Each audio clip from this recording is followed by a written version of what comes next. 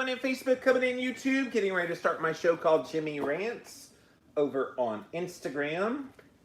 Got a personal topic here today I wanted to address that I thought would be helpful to everybody. So that's why we do it.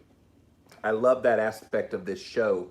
If there's something that's on my heart, I have an outlet for it like instantly. A lot of people, when they create something like a podcast, for example, they only do once a week podcast. Well, what if something comes up in that in-between time that you really want to talk about? Hello, Norma. Thank you for being here. Really want to talk about, but you got a week between recordings, and then sometimes you're ahead by like 3, 4, 5 weeks in of worth of material. You're not doing it in real time. So what happens when you have something you want to talk about and you got no outlet for that? Hello, Kim. Thank you for coming in today. We're getting ready to start my show, Jimmy Rants, over on Instagram. So stay tuned. We will be starting that here in about just under 2 minutes away. But this show gives me that outlet. I'm here Monday through Friday, 11 a.m. It's awesome. I do want to tell you a funny little story about yesterday's Jimmy Rant. So I was in the middle of the Jimmy Rants, and as is often the case, I get a spam call in the middle of the show. And so it rings on my phone with the Facebook feed. And so when it rings, I have to hit end call. Well, when I end call, it also rings on my iPad, by the way. Hello, Julie. Thanks for being here. So it rings on my iPad and on my iPhone that I record the YouTube feed on. So when I end the call, you guys come back and everything's fine. Maybe it was like a little blip for you on the screen. But over there, it completely freezes. And so it's frozen on the screen. So I'm sitting here doing the show on Instagram in real time, still talking to the screen, trying to like get out of it, go back into it, get to a title, it's sideways, and I'm trying to like type something in. Guess what I typed in yesterday that I had no idea I typed it in? XXX. So when I typed XXX into there as the temporary, hello Shirley over on YouTube, as the temporary one to get people to come back in, I noticed at the end of the show I had like 700 people watching. Now normally, like this right now, it's 5. By the time I get going with the rant, Jimmy Rants, it'll be up till about 25, 30. But 750, and I had 10,000 views within an hour, and I'm going, what? Oh. And that's what happened. I put XXX, and people thought they were getting a peep show. Wrong peep show. I guess you didn't want to see me. Hello, Kelly. Thank you for being here. Okay, so that was fun, right? Let's get this show on the road over on Instagram. I thought you guys would enjoy that story. And hello, Judy. Thanks for being here today. We're getting ready to start Jimmy Rants, and here we go.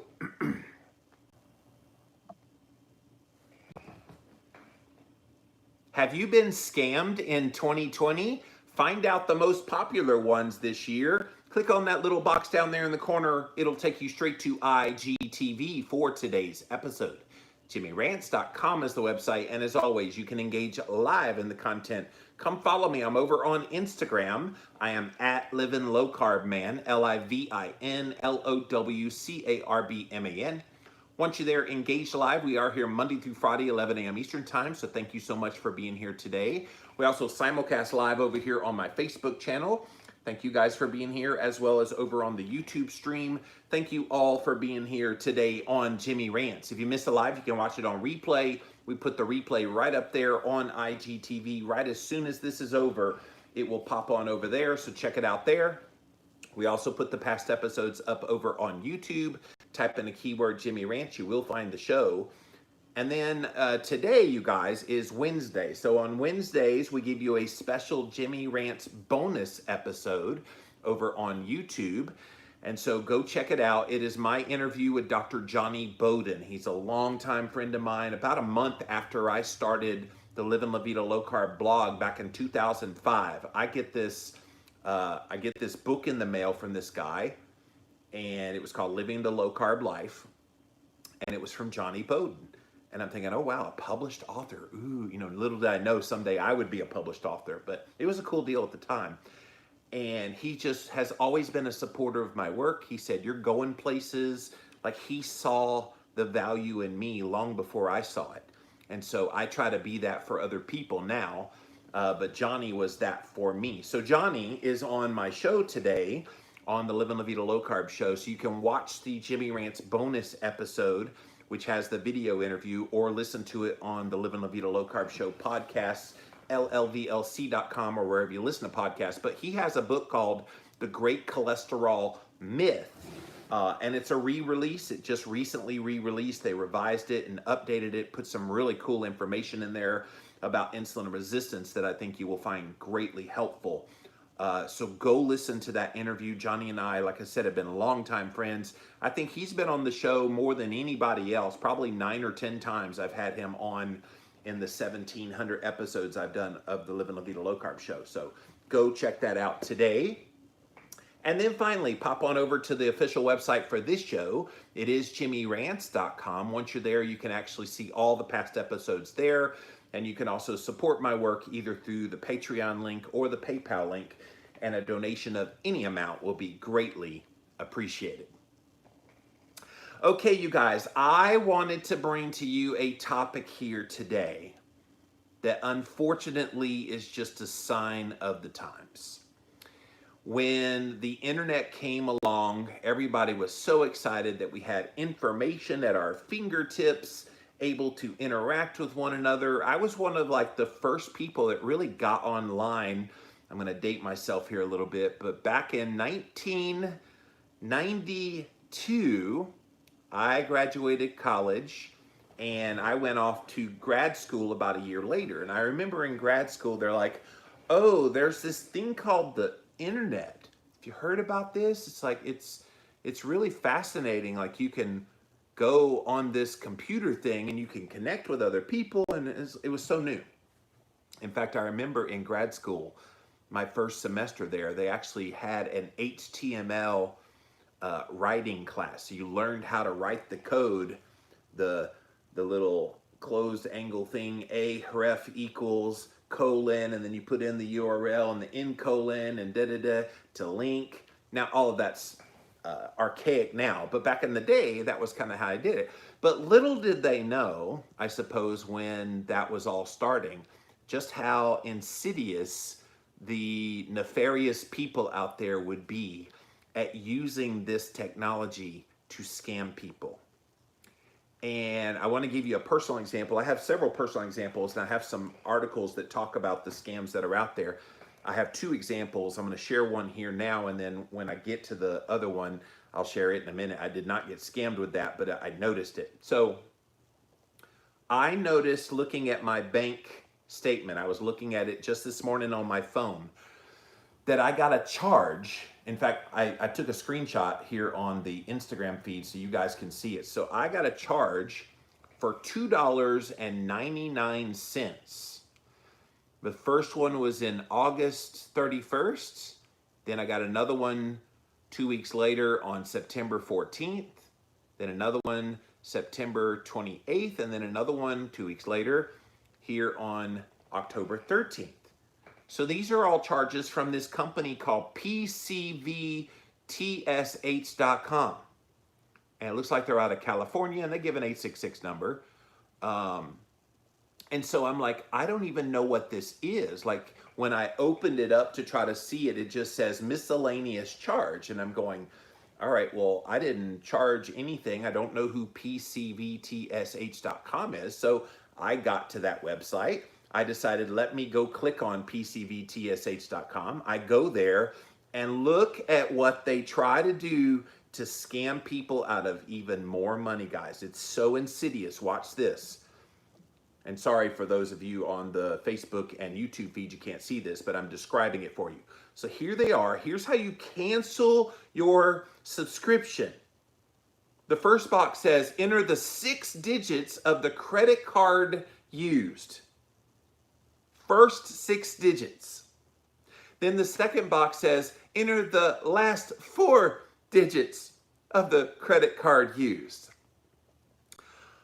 Are people that stupid? You're basically giving them your entire credit card number when you do that. These people are evil as they come. And oh my goodness, I just shudder at the people who actually fall for this scam. And these are the things that are out there, you guys. And so this is a real life example for me. I don't know how they got my credit card number, but they're charging me every 2 weeks. I did call Wells Fargo this morning, my local branch. They know me well. And I said, hey, what can I do about this? They said, okay, come on into the office, the branch, and we will end those payments. And so I'm okay. I've lost 12 bucks, so I'm not going to worry about $12. Just don't keep charging me every 2 weeks. But this is a reminder, you guys, that there are internet scams galore out there. And oh my gosh, you would think with 2020 there would be a little more kind-heartedness from these people out there that do these scams. They have ramped it up in the midst of COVID-19, and we're going to talk about some of those here in just a minute as well. So if you're just joining us, we're going to talk about some of the top internet scams of 2020, how you can spot them before you become a victim. Now, thankfully, this one I was involved with, it's $2.99 at a time every couple weeks. Most people aren't going to notice that. So had I not been scrolling on my bank statement this morning, I would not have noticed that. But once you do notice it, then you can take care of it. But sometimes you can't take care of it. You just SOL, you're out of the money, and it could be a substantial amount of money.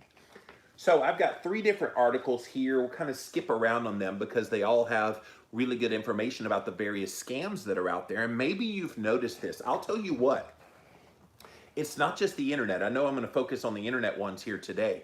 But have you guys had a ramping up of the number of telemarketer calls, like robocalls?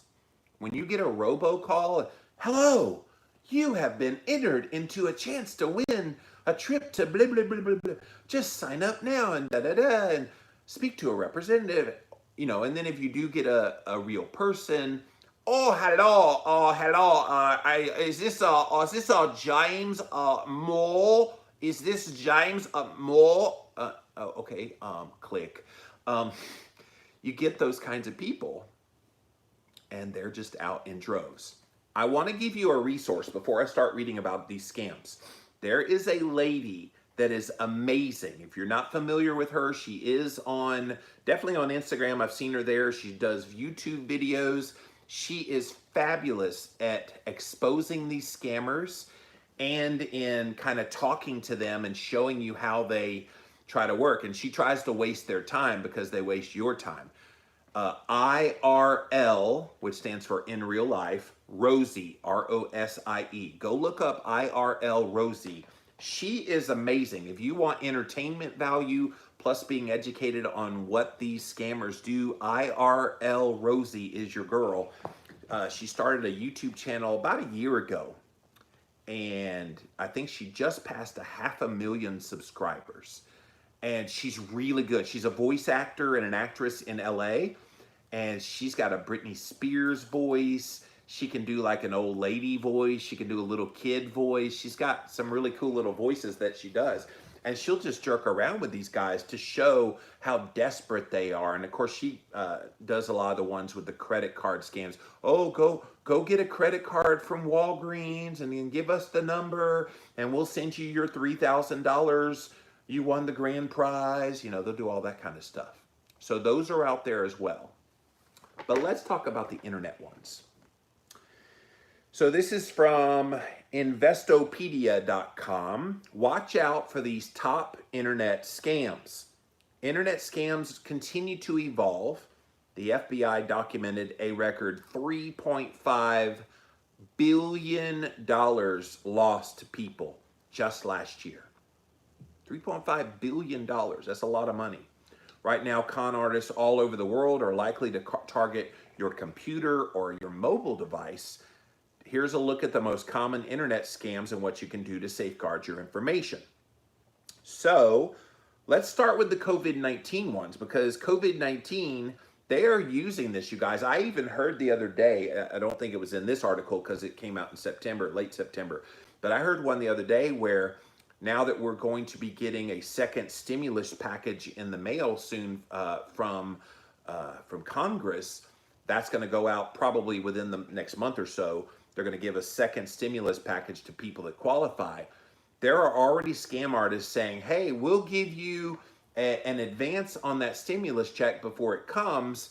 You just have to send us a processing fee of $29.99 and we'll go ahead and front you the money. Well, they're going to take your $29.99. Those kinds of things are out there. And so the problem is the people that aren't educated on these things not being real, or the elderly, they prey on those who are the most vulnerable. And that's what really makes me upset. I'm pretty adept at spotting these things a mile away, but not everybody is. All right, so let's take a look at the COVID-19 online scams. According to Google, scammers are taking advantage of the increase in COVID-19 communications by disguising their scams as legitimate messages about the virus.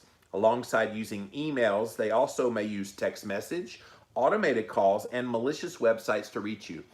Text message, I've been getting quite a few of them political. I'm like, leave me alone. I know who I'm voting for. I don't need your help, and I'm not sending money. So those are out there.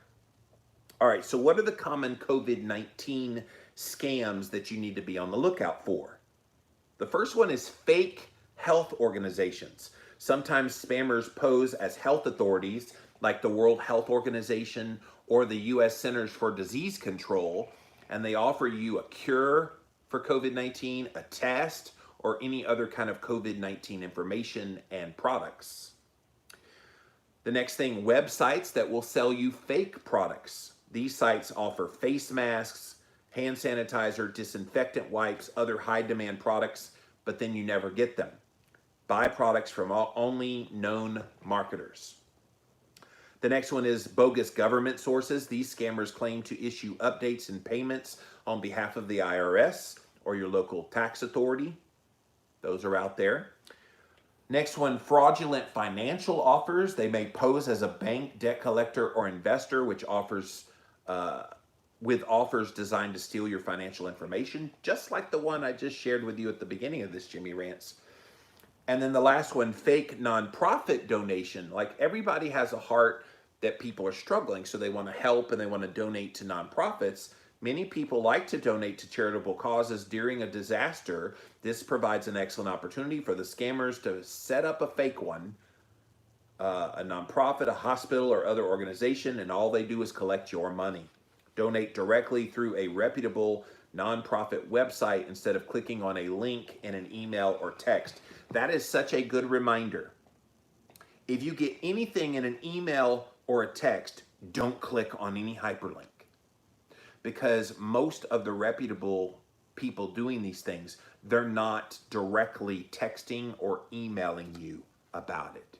They will get the word out through radio messages, public service announcements, maybe a mailer in the mail. They're not going to text you and email you. So that's your first clue. And a lot of times in those emails, you can tell it's a scam.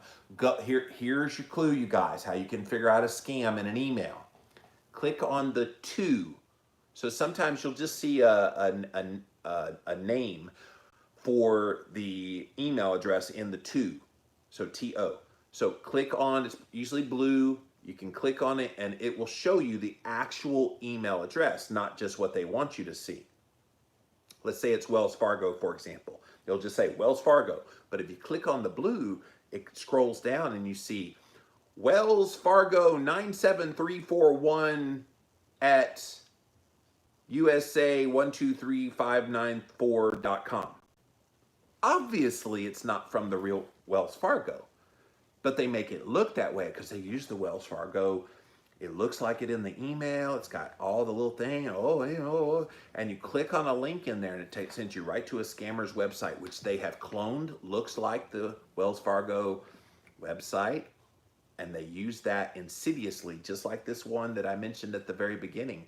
Oh, type in your first 6 numbers of your credit card number, and then the next box. All right, type in the last 4 of your credit card number. Like, people are that stupid and they fall for it. I should be kinder, I suppose. People are that ignorant of how these things work. People are way, way too trusting. And on the internet, you really can't trust anybody. All right, so that's all the COVID-19 ones. Let's go to disaster relief scams. When disaster strikes, whether it's a pandemic or weather related, so do the fraudsters. Hiding behind the guise of an actual aid organization, scammers will try to use a tragedy or a natural disaster to con you out of money. By thinking you're donating to an emergency relief fund, you unwittingly give them your credit card information and other ways of getting money. Only give to an established, legitimate organization. So there's two websites you could DuckDuckGo these. GuideStar, GuideStar, all one word. Just do a search of that word, or Charity Navigator. Those two websites will give you all the valid charitable organizations, so you can support directly to their website. Okay. If you're just joining us, yes, we are talking about internet scams. They are out in full force here in 2020. I'm telling you how you can spot them, what the most popular ones are, and then try to prevent it before you become a victim. I shared a story at the beginning that I have been the victim the past few months, apparently, of a continuous billing scam. So they got my information about every 2 weeks. They've been charging me $2.99. I just discovered it today. Just as soon as this Jimmy Rants is over, I go right up to my bank, and we're going to take care of that here today. But I wanted you guys to be informed about this, because they are out in full force in 2020. The next one is probably one of the most popular kinds of scams that's out there, and it's the phishing scam. So you guys have heard about this, phishing scams. So here's what happens. You get an email from a seemingly familiar enterprise that you deem legitimate, something like your bank, like the Wells Fargo example I was just talking about. Bank, university, retailer. The message directs you to a website, usually to verify your personal information, like an email address and password. And then they steal your information and expose your computer to attack. Phishing scams are some of the most common attacks on the consumer. According to the FBI, over 114,700 people fell victim to this just in 2019. Those people alone lost $57.8 million, which was about $500 each. According to the Federal Trade Commission, phishing emails and text messages frequently will tell stories to trick people into clicking on a link or opening an attachment. Here are some of the telltale signs you are being phished. Say they've noticed suspicious activity or login attempts on your account. I can tell you this. I have gotten a letter in the mail from my internet service provider. And the letter in the mail says, we have detected that you have some malware on one of the devices from your Wi-Fi. Please install this malware protection.